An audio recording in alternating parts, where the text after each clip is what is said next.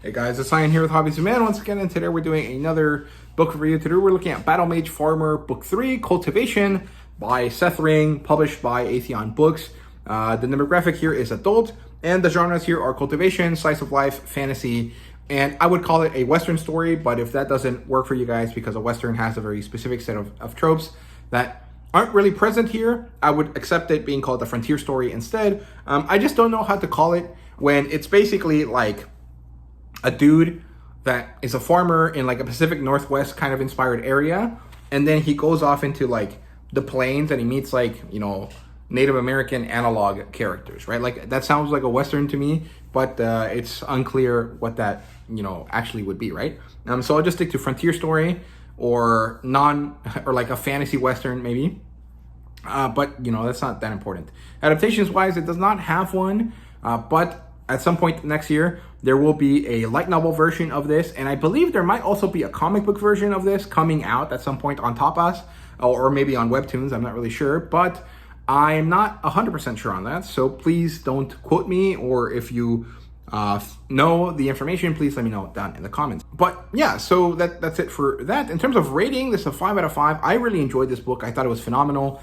In terms of the premise, basically, now that John has figured out where the Shadow Tower is, now that Ellie is a witch, and now that things are kind of becoming a bit more serious, John has to start to figure out what to do with the wheat, how to create the wheat that he needs in order to basically to completely save the world, right? Because at the end of the last chapter, or the last book, he learned about intelligence and a special plant who he later meets and is called Rebia. And now he has to figure out how to feed the masses, right? So that's basically it there. Let's start here with the plot line. It opens up with John seeding the fields. He has a new version of a wheat crop that has a 40% chance of yielding this mana wheat that he needs. But he doesn't believe, or he doesn't trust that it'll work, right? Because that chance is pretty low to him. It's not even 50%. So they'll know in 4 weeks when it manages to grow, because this has an accelerated growth rate. And John is ruminating about his issues, the fact that he's at 95 out of 100 doom points, and that the apocalypse draws near, and he's uncomfortable with that, right? He decides to move on from what he's doing with the wheat since he's done. He goes over to Ferdy's, corral, I guess is the right word for it, and he goes and connects to Rebia's stock in order to go talk to her in a mental plane that they create together. And they talk about the apocalypse. You know, he tells her, you know, I am the reason the apocalypse is going to happen. I have doom points. I am 5 points away from the apocalypse, you know, coming.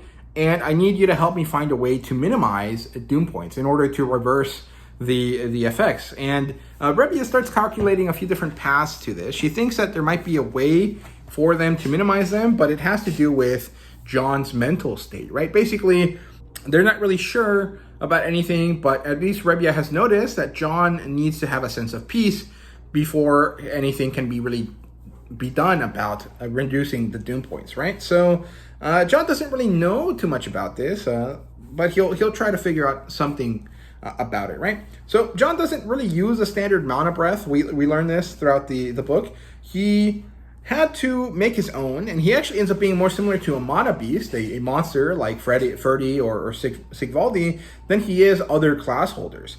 And John and Ellie decide to head into town at this point because it's been a few weeks since the ending of the last book, and it's time for Sven's memorial.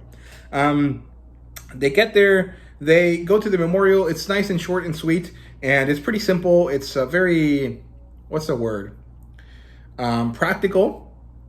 And then, since the sermon or the memorial was held by the Ecclesia office, they also ask John and Ellie and Haver to show up for some questioning. They want to know about what they killed in the mountains, right? The vampire that they think existed, right? And the questioning is a bit tense. We learn about Hugo, the young holy knight, at this point, and he's a bit annoying. He's a bit stuck up. And he cares too much about people showing the proper respect to the Ecclesia, right? And because John created it, he doesn't hold it in any special regard. And so this grinds Hugo's gears a bit. And Haver also doesn't give a shit because, he's from the middle of nowhere. The Ecclesia really has no power in this region, and so he also doesn't care. And this causes some issues with the guy, but eventually Eva manages to calm him down, and John shares the basic story, right? The Earl Vasek showed up, he transformed into a monster, or the monster used the guise of Earl Vasek, and John managed to kill it. It turned into ash when they killed it, and so there is no way that it will return. It is not undead, or it is an undead that have managed to kill again, right? And when Errol Vasek comes up, John turns the tables on the Ecclesia, right? He's like, okay, if that was a real Vasek, because that's what you're asking for, why did you let him come here? You should have immediately reported him and deported him back to his home, because that's the point of the Ecclesia. Ask them a bunch of things like this, and it puts the Ecclesia office on the back foot, right? Eva and Hugo and Marcus don't really know how to answer, and John gets them to shut down and tells them that the undead are still in the mountains, so they should probably go handle that instead of, wasting their time questioning Haver and John. And so the meeting ends, still a bit tensely, but, it works in John's favor, so he moves on. They go home, and John asks Ellie about peace. How does she feel peaceful? When does she feel peaceful? And she gives him a pretty good answer, right? It's about expectation. It's about having your basic needs met. And once they're met, then it's about finding things being in their place, being happy with the way in which your life is going, right? And John understands this. And he guesses that it's fine, but he doesn't really know how to make it work for him, right? A week passes, John gets another doom point. It's 96 out of 100 at this point, and the wheat is still not ready. It still needs 3 more weeks to go. So John decides to focus on the teachings that Reba is sharing with him. She managed to condense all of the text and all of the information that a normal mage back in the day would have gone through in the first 2 years of their studies, and she shares it with John. And so using the mental model, he goes through all of this information to try to understand Kelvin and other mages and how they work, right? And how they would have studied, or how John would have studied if he had been brought into this world in a different way. We learned that John, we learned more about his breathing system. Basically, he had to adapt this stone worms, which is kind of like a giant stone serpent, I guess, mana method in order to hide from it. So he basically started breathing the same way a monster breathes or a mana beast breathes, and by doing so, he managed to become one with its environment and created his own breathing technique, which is very different from what anyone else uses. And so he ended up with this weird breathing technique, this weird path that no one else has ever managed to replicate. And this actually stumps Rebia a little bit, because this is a very unexpected reality, right? Ellie comes to hang out with him as they start learning about enchanting, and we learn that there's 3 different elements to enchanting, right? There's runecraft, there's alchemy, and there's artificing. Runecraft is basically drawing runes on stuff in order to get some element or some power out of it. Alchemy is basically potion making and developing materials, right? And then artificing is combining all of these things together to create an enchantment. At least that's how I remember it. Maybe artificing is a bit different. It might be about combining things differently, right? I can't remember exactly. Rebia calls to them, and she requires them to go visit her in person. So she gives them access to a portal stone, or at least she teaches them how to get a portal stone made. They have to create a rune wand, and then they have to sketch it out on stone. And from there, it should connect to Rebia's runestone when she activates it, right? Or to her portal stone when she activates it. And so they set it up in the cheese room, and a day later, they finally activate it and go directly to the Shadow Tower immediately. And it's great, right? They go to the 2nd floor to talk to Rebia in person, and she explains that the universal mana pool is fixed. There is a fixed amount of pure mana in the world, and class holders can tap into it, use specific attributes of the mana, and push it out into the world to create the effects of their skills. The problem is that John pushes in attributed mana and pushes out neutral mana that is pure. And because he does this, he raises the purity level of the mana in the world, and this creates a more toxic environment for humanity. Basically, mana, I guess it's like radiation, right? And So John is basically a walking nuclear fusion tower, and he's pushing out radiation into the world at a faster rate than it can dissipate. And so he's creating a problem by raising the purity of the world. And in doing so, he's making it harder for people to live. And that's why the doom points are raising, right? Every time that John uses his personal mana that is like purer than anything else in the world, he is raising the chances of the apocalypse. And so he has to find a way to minimize that, to change the way he uses mana in order to minimize that problem. But, well, it's hard. He doesn't really have an answer to this, right? And neither does Rebia at this point, right? So he leaves to go talk to Thomas. And while he does this, Ellie and Rebia have a conversation with each other. Ellie clearly doesn't trust Rebia, and Rebia is like, well, I mean, you got to give me a chance at some point. Everything that I'm doing aligns with your necessities, with your wants, and John could kill me at any moment. There really is no issue, right? And they agree that trust must be built between them, and so they will try their best to do so. John comes back later, and he and Ellie will be studying with Rebia for a while. So they basically lock themselves in the tower for a few weeks at a time, and Rebia starts to look at John's mana as John and Ellie just kind of go through life, right? And thanks to John's mental model, he absorbs information really, really fast, and he gains access to 8 different techniques that he'll be able to use to fix his shield bracer that broke last time, thanks to Earl Vasek scratching through it, right? And as he's doing this, Rebia learns that John's mana continuously fluctuates, but when he's doing something domestic with Ellie, it calms down and becomes less sharp or less pure, and this is kind of the key to their success, right?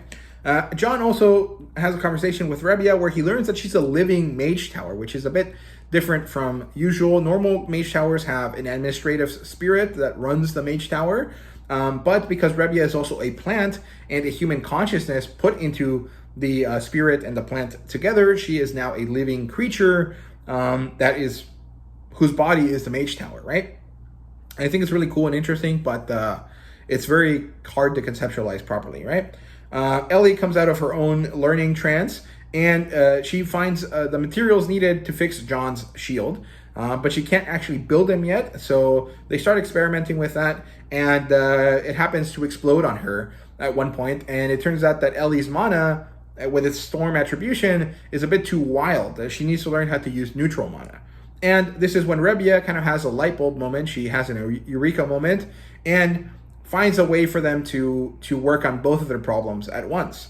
So she gets John to meditate with Ellie. And they do this thing called the dual breathing technique, which was developed by a pair of twin mages that allowed them to pass the mana around with each other and giving them more mana breathing and more mana control, right? And so John and Ellie sit back to back in a lotus pose, crisscross applesauce for those of you that don't know what a lotus pose is. And Ellie creates a ball of mana in her hand. She passes it over to John, and then John has to gently grab it from her, purify it, or actually blend it so it's more attributeless, and then pass it back to Ellie. And this process initially is very hard for John. He doesn't know how to be gentle with his mana, and Ellie needs more strength to her mana, so they have a little bit of a rough start, but eventually they manage to make it work. And the thing is that it does kind of stopgap the issue a little bit. It helps them over time to minimize some of John's doom points by 1 or 2 at a time, right? The thing is that this is not a proper solution. This is a stopgap. It will only work for a while. Eventually, John will get too used to this technique, I guess, and it will no longer be effective. And so they have a few months before this is a problem. I think she said it was like 6, right? So over the next couple of weeks, they settle into routine, and eventually Ellie manages to get the mana metal that they need, made, and then she collapses in in tiredness, and she rests for a while. And John figures out that he needs a new skill called Astral Insight. This will be the last skill that he needs for his mage path, and if he gets it, it'll help him out with everything else. The thing is that in order to get it, he has to study other planes, and in the process to get to other planes, and through the mental model, he learns that he can study summon water in order to gain Astral Insight. And he starts working on this. Rebia chastises him because he almost opened a portal with no control systems into a plane full of water and almost destroyed the Shadow Tower. And he puts a stop to his studying for a while. Ellie wakes up finally, and they decide to start working on fixing his bracer. So they pour this metal onto the bracer. They cover all of the holes. They manage to connect it all again. And now they have to go home so that John can make it squeaky clean and nice, and have a nice, polished surface before he can write into the bracer and refill all of the old runes that were deleted when Ellie poured the metal, right? And so they head home at this point. And when they do, Thomas shows up and tells them, hey, Alara had a coup and Katrine is now in town. So go see her. Ellie is like, who the fuck is Katrine? Oh, it's the fucking empress from the other country. Let's go talk to her. Let's go and be neighborly, right? Because she notices that John isn't really happy with this situation, right? So she goes and dresses up nice. She brings a gift basket and she goes and takes it to Katrine, who is now the owner of the inn. And when they go to town, John and Katrine trade a bunch of barbs, and eventually they relax and sit down for dinner. And then Katrine explains that she accidentally started a war by leaving, and they talk about the infinitum. And then Katrine explains that she has a quest to kill them, and she explains the organization, right? There's 3 factions: the Master of the Blade, which is represented by a dagger, the Master of the Coil, which is a serpent, and the Master of the Skull, which is a skull. And these factions are led by a legendary mage each, and they are all led by Kitov the Eyeless, which is John's arch enemy, which was introduced last time in the last book, maybe even as early as book 1. I can't remember exactly, but he is introduced earlier in the story, and this is basically the big bad for this first set of 3 books, right? Basically the Doom arc, or the Doom Point arc of the story, if that makes sense. So after they explain this, they go meet Eva at the Ecclesia office, because John wants to get started on this plan. And it actually turns out that High Marshal Helpright, which is one of John's old soldiers, is also there. And it's because Katrine knew that John would agree to help her, and she set up everything so they could start working on the plan as quickly as possible. They get down to business. Eva and Marcus learn that John is the eternal flame, and they almost bow down to him. John stops him right in the nick of time because he doesn't like that stuff, and he gives them a blessing. And so he now has the the loyalty of these characters, and this will help minimize a lot of the issues going forward that he might have had with them, right? It turns out that the Alaran refugees are actually coming in droves already, even though Katrine expected them to not show up for a while. And that's because it's mostly city folk that are leaving. And they're coming to Leperia because they know that the Ecclesia hand out bread to everyone on the street, right? And the thing is that the Ecclesia did this, and now they can't take it back. And they can't actually deal with the fact that there's so many people coming in. So there's a bit of a food shortage, and they're having to deal with that, right? John also tells them that they also have to deal with potential issues, political issues that might happen if negative or bad agents decide to poison some of the food that they're giving to these refugees, because this might start more of a war, right? They might cause issues for the Ecclesia, and that's not a good thing, right? And finally, John tells him that they should go ahead with the expansion plan, and they should start the unification process of all of the countries on this world. And Katrine is curious about this because she thought that John didn't want to do this anymore. But John says that at this point, his hand has been forced. It's time to do it, so they're going to go ahead and do so. This ends the conversation there. They move on, and John makes it back home. He gets his shield fixed finally, and he finally gets an advancement in his astral sight skill. So he finally learns it properly. He also learns Greater Storm and Apocalyptic Flood, and creates fire versions of these attacks, but we don't get names for them yet. He hires a few more people for the farm, and finally Gottfried's caravan shows back up into town, and it comes with some of John's Moritoi friends. We get to see Ongur again, although I would have liked to see Sayat, and Gottfried come directly to Sutton Farms, And John and the Moritoi talk about their new life, right? Like, what is trading like? And they show a lot of respect and happiness for the fact that they now can feed their families, and the happiness that is brought by having wheat and plentiful food, right? And the fact that although they like it, the other tribes still need convincing. And so John will have to go to the assembly and talk at the Skystones.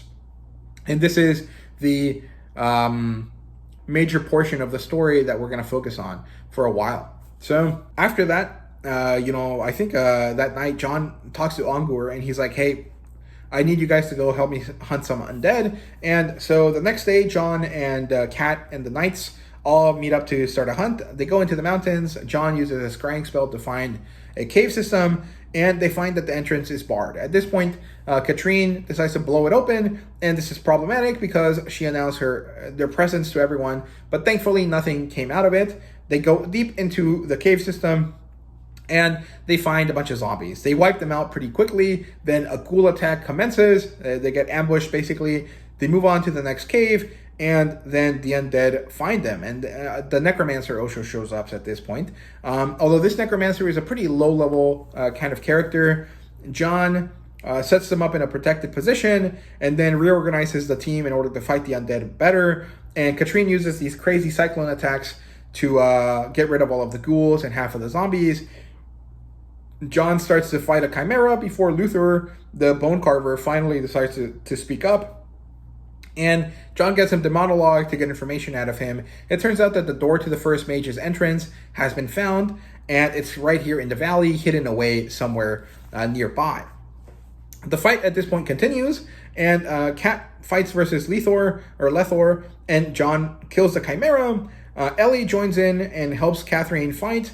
Thanks to Sigvaldi's abilities, he can fight off this crazy, insane skull that's flying around trying to kill them. And Sigvaldi's thunder attacks also thin out the shield enough that Kat can shoot some arrows at him, and Ellie can shoot him with lightning, and so they manage to kill Lethor. Pretty easily, actually, and all of the undead collapse. The battle is won, and they decide to go home since they've wiped out, a meaningful enemy. It's also time to reap the wheat at this point, so John gets around to it, and he created a magical thresher so that they can catch all of the wheat and process it really fast, which is great. And it turns out that John has completed his wheat quest at this point and has managed to feed the nations, and now has a new quest, which is reclaim forbidden lands, and the doom points drop down to 81%, or 81 out of 100. And they decide to call this strain of wheat the Golden Grace, because Ellie decides that it saves the world, but it also makes people healthier, and so it is a graceful thing to give to people, right? And so it's called Golden Grace. The next day, it turns out that it's Ben's birthday. They give him a lot of presents. Ben is very happy with this, and it all works out. I actually really like this domestic moment. It's very cute. And Ben basically ends up becoming, he's Ellie's younger brother, but also at this point, he's more like their son, just in the way that they interact with him. Then 2 days later, they go to the assembly. John and Ellie join up with a few different groups in Moritoi. They make it all the way to the Skystones, and they meet up with the 5-tribe alliance, which means that they get to see Sayat again, and they get introduced to Saransi, who is one of the wise women for the alliance, right? Then they go up to the floating stones, and they meet the 3 leaders of the Moritoi, right? There's an old lady who's called Togeni. She is the keeper of the old ways. We have the sun woman, which is the high priestess, and the moon man, who is called the moon guard.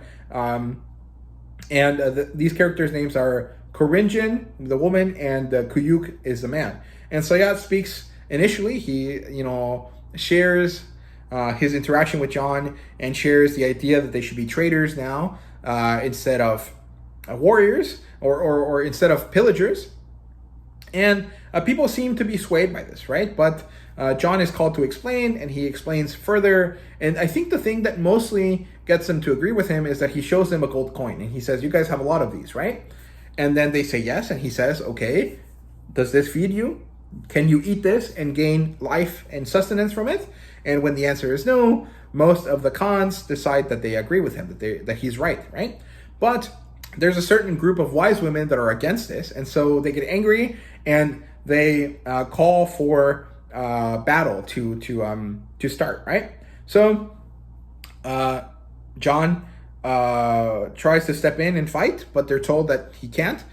This is wise woman to wise woman, and so Ellie is called forth, and she has to fight Jigor, who is a warrior woman, a wise woman that decides to fight, and Ellie manages to win pretty easily, actually. Then Ellie is forced to fight against Goa, who is another warrior lady that's much more powerful than Jigor. And at this point, Ellie is struggling, and then struggles even more when the wise women decide to cheat. There is one off in the side who is casting spells on Ellie to freeze her so that Goa can kill her. The thing is that John manages to step in right on time, and when he sees that no one gave a shit about the fact that the honor or the rights here were not being observed properly, he calls forth the oath of destruction. So he has a blood feud with all wise women and with the high priestess and anyone that is trying to stop him, right? And this is kind of crazy. I mean, John should not be able to do this, but he is recognized as a member of the tribes, and so he is allowed to call it forth. He beats 3 Khans that are called forth to fight him at the same time very easily. And then he fights 3 wise women, one of them being Goa, and he beats them again. Then he fights the Moon Guard and immediately chokes him out and nearly crushes his spine, when finally Togane, the elder, steps in. And John initially isn't recognized by her, so she tries to threaten him. And then eventually John reveals himself to her specifically through a bit of dialogue, right? He tells her that last time we saw each other, I told you that there should be peace, right? And she remembers that she's talking to the Eternal Flame, and immediately she backs down. And John is right, and John wins the exchange, and now the Morotai will ride for the blue flame, right? For the Eternal Flame. He then takes Togene to the Forbidden Lands, and he sets up an acre of land, and he shows her that in 2 days, the wheat will grow. And it does. And it changes the mana field in the area. It helps recycle the mana, right? It's basically like, in this world, mana is like carbon dioxide, and John has created a way for carbon dioxide to be removed from the atmosphere and used to help grow the plants, right? Which is, I guess, how plants normally work, but the idea was that in this case, plants need to use mana instead of carbon dioxide to gain their nutrients, right? And so Togane sees the value in this and immediately pledges her allegiance to him. She is given a task by John. She has to go find another sage level character called the Hermit and stop him from interfering with John for the next month or so. And so this finishes up the main kind of big plotline element that happens here in the story, and John and Ellie go home. While they're away, it turns out that Ben had found out who the killer is, who the killer of the people that we saw last time in the previous book when John found those 5 bodies in the river, turns out to be Halden. And just as John and Ellie get home, Ellie understands that Ben is hurt and Ben is gone. And Thomas shows up and tells him that Ben is missing. John manages to track him using his scrying powers. And they go into a cave system and find the Spectres, which are the other group of intelligent, non-human beings that Ben and John had talked about in the first book. So it was the Grimm and the Spectres, right? The Grimm are like Sasquatch, and the Spectres are generic literal people kind of characters, but they're actually just like Dobby. They're like 2 elf people. They're like 2 feet tall elf people, right? And they make it into this Spectre village that looks like a mushroom place, kind of like the Smurfs. And they go to Ben, who is sleeping and actually going through a class ceremony because the struggles that he went through were enough to awaken his class. And it turns out that he is going to become a shadow singer. Which is a type of bard that also has like rogue abilities, right? And we learned at this point that Ben is owed a debt by the Spectres because his mother, who was pregnant with him at the time, ended up in their home and was mana poisoned. And she succumbed to her injuries, but Ben survived. And so the Spectres now take care of him as a child, and then they put him in Ellie's path and now take care of him from a distance, right? And now that he has achieved his class ceremony, his memories of his childhood are coming back to him, and they give him teachers, right? The specters are also outworlders like John. They came here through the first Mage's Gate, and they give Ben two teachers who are named Aurora and Henloon. And then a transitionary kind of chapter starts here where the final battle is going to commence. Everyone must evacuate the town because Kaitoff the Eyeless is going to use all of the people in the valley as undead in order to power his ritual that he's going to use. And so John and company rush back to the village, and they organize a running caravan to get everyone down to the farm so that they can use John's cellar to escape down into Rebia's Shadow Tower, right? And this fight is awesome. I really enjoy this part of the story where John immediately arrives in town, organizes all of the villagers, and then gets them to go, right? And he gets the Ecclesia and all of the other class holders that are there to help him move everyone down to the farm. It's slow but steady, and throughout it, a lot of people gain their blue flame eyes, and the same way that Sven did, and they sacrifice themselves for everyone else. The thing is that John doesn't like this, and so he ends up helping a lot of these villagers that got the blue eyes to survive and make it into his farm on time, right? And they are all sent to Rebia, and they're hidden away for a while as John and company go down to take out Kaitoff the Eyeless, right? So they go into a different cave system. John scries for it, and they find it. They bust in, and eventually they manage to find a weird region or a castle thing after they have an initial fight with all of the masters in the forest, right? So Catherine fights against the Skull Master at this point. John helps her and then disengages to go fight the Blade Master. And then they eventually both retreat, which then means that John and company have to go chase them down. Haver shows up at this point, now a legendary level class holder, and helps them thin out the undead horde. They make it down deep into the cave. They find a castle where Kaitoff is, probably hiding. And so they rush it. They get in there, and they have to fight the Master of Coil first, which is the serpent. And it turns out that he is part of the ritual that Kaitoff is doing, and so he becomes this crazy serpent monster, and he regenerates, so they can't kill him. So John figures out what to do, which turns out that he has to leave Catherine to take care of this guy to keep him distracted while John goes to kill Kaitoff. So they move on to the next room. At this point, Haver has to fight the Master of the Skull, and then the Stone Worm shows up, which was set up last time in the previous book. It has been turned into a undead abomination, and Haver and his 7 wolves that come with him manage to keep it at bay for the whole time. And it's a very difficult fight, but Haver has the skills and the mana necessary to do so.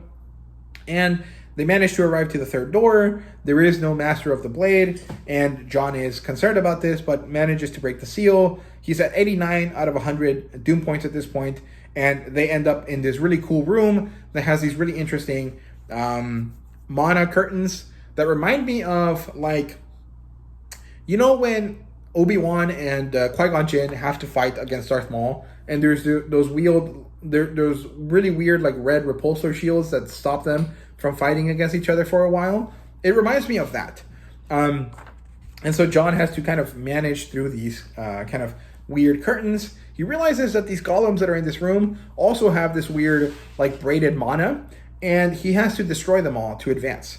The thing is that each of them takes 2 seconds to destroy, which means 2 Doom points of mana per each of them, and there's too many of them. So John ends up having to deal with them, and because he's using his mana so much, he kind of starts going crazy. At this point, Ellie forces him to meditate to get him to calm down. It helps. They reach the end of this room, and they end up finding a message from the original mage. I can't remember his name. It's very long. It was unnecessarily long and ridiculous, but it was pretty fun. He is a bit crazy, and he monologues about the fact that they have found his information. They'll probably be able to read the notes that he left them, and hopefully access the gateway door to go meet him or meet people like him in another world, right? The thing is that the mage then kind of cast a test on John, and realizes that John is too powerful for this world. And he gives him another message and talks about the fact that John must leave this world or it will face destruction. The thing is that John's not going to leave, so they have to figure out a way to stop the apocalypse anyways, right? And the mage isn't helpful because he isn't alive anymore, or at least this is only like a projection of him, right? It's just a message. So John goes to the dimensional door, and Kythof's spirit is there, drawing power from it. And he starts the monologue, and John and him start to fight, and John has to fight tortured spirits and these crazy like magic beetles and some bone spikes and a bunch of crazy stuff. And he's racking up a lot of doom points when the dagger guy suddenly shows up and attacks Ellie, right? The master of blade. And he's about to kill her when Thomas saves her. The thing is that he has a different attack that he can still use while Thomas is killing him. And so he uses it and it lands on Ellie and she starts to die. At this point, John goes crazy. He starts murdering everything around him, and the apocalypse arrives.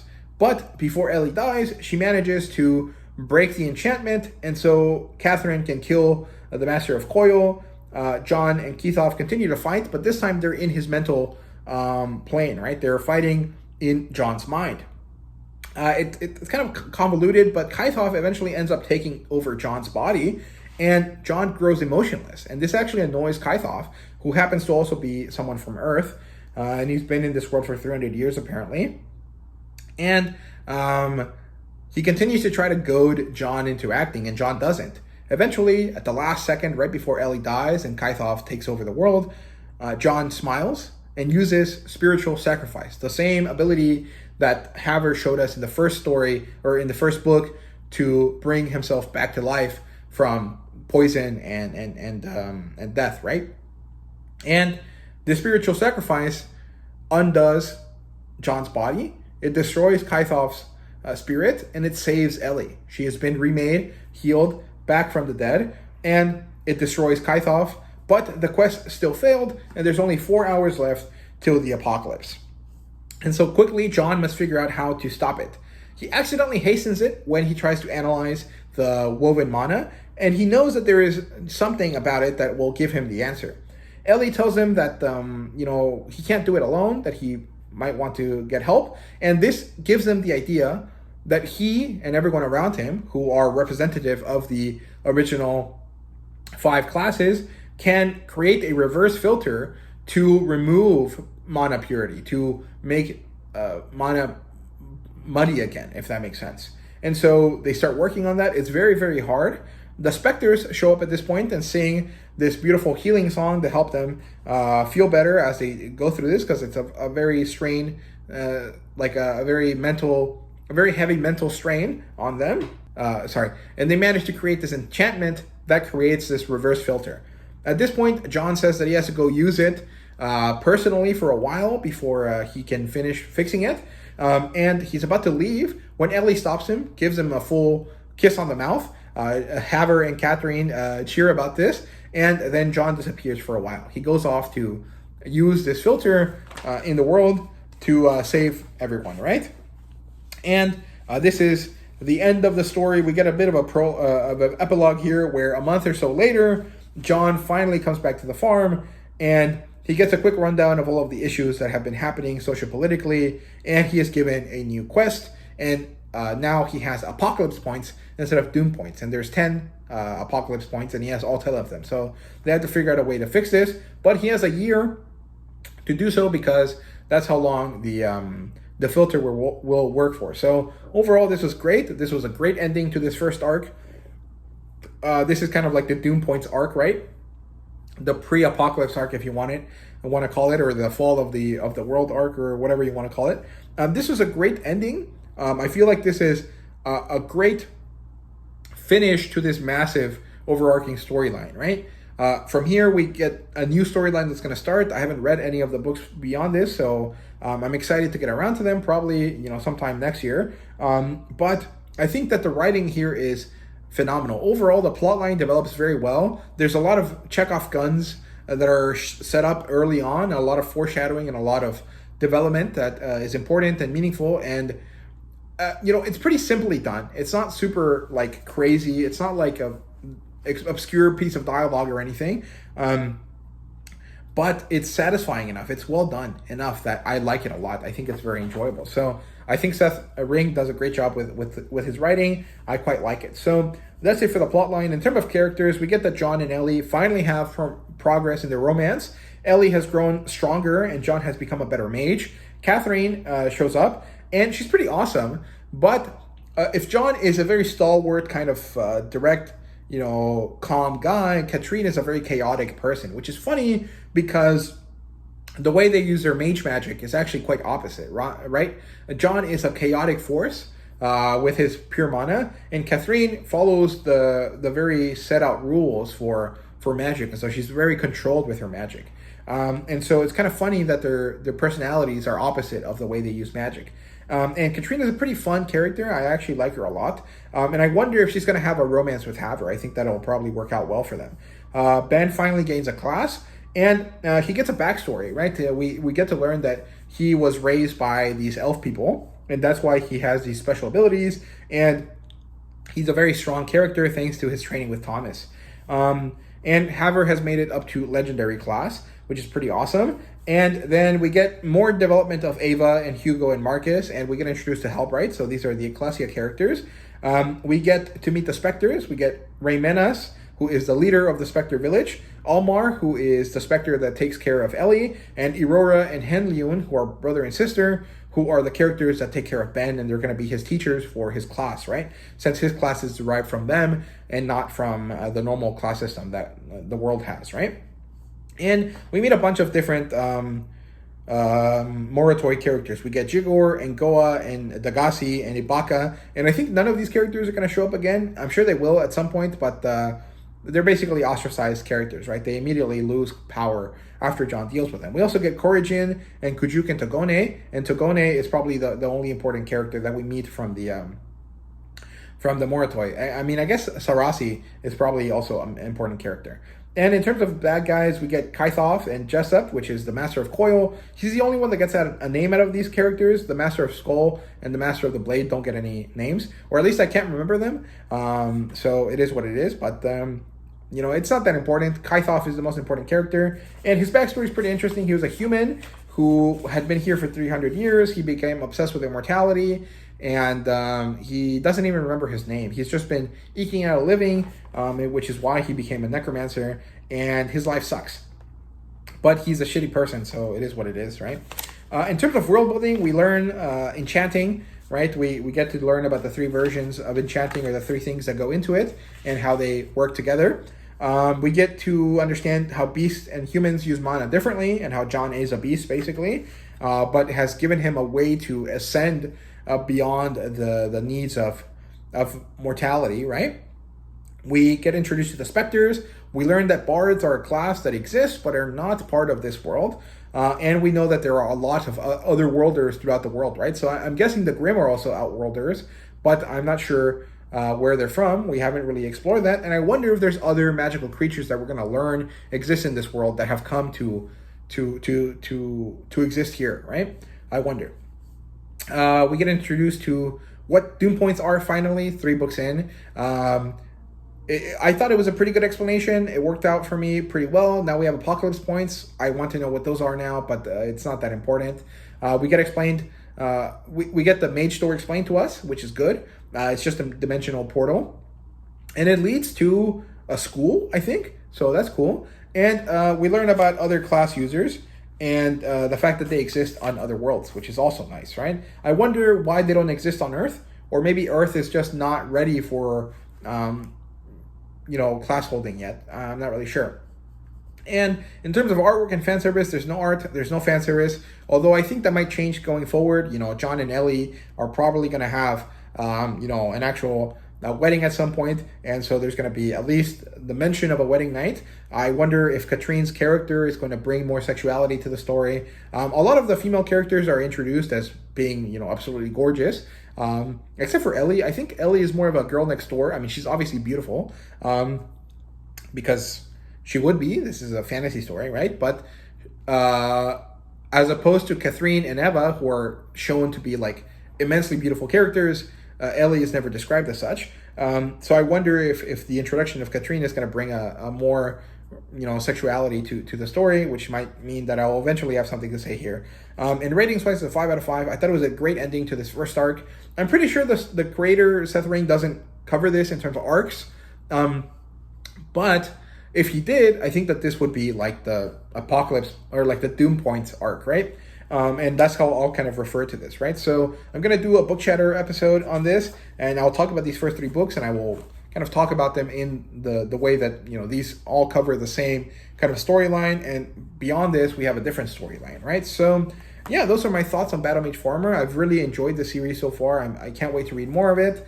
I will probably collect that light novel when it comes out. I like it. I think the price for it is also pretty good. It's only $15, which is more or less in line with other light novels, even though it's from smaller companies, so that's pretty good. And there really isn't too much else to say for Battle Mage Farmer today, so thank you guys very much for watching. I hope you guys enjoyed, and see you guys later.